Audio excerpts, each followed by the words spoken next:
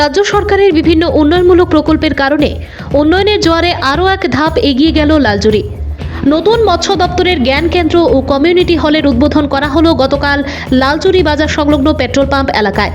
অনুষ্ঠানে প্রধান অতিথি হিসেবে উপস্থিত ছিলেন প্রাণী সম্পদ ও বিকাশ দপ্তরের মাননীয় মন্ত্রী শ্রী সুধাংশু দাস মহোদয় এবং বিশেষ অতিথি হিসেবে উপস্থিত ছিলেন কারা দপ্তরের মাননীয় মন্ত্রী শ্রীমতী শান্তনা চাকমা মহোদয়।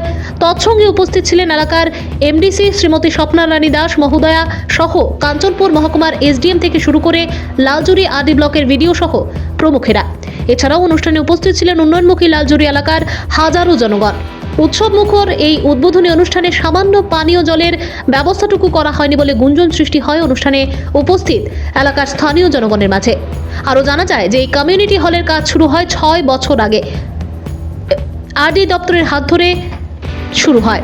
প্রথম কাজ শুরুতেই এমপ্লয়মেন্টিং অফিসার সঠিকভাবে দায়িত্ব পালন না করায় কাজগুলি নিম্নমানের হয় বলে এই বিল্ডিং ঘরের বিভিন্ন জায়গায় ফাটল ধরেছে। এতে এলাকাবাসীদের মধ্যে গুঞ্জন সৃষ্টি হয়েছে বলে খবর পাওয়া যায়।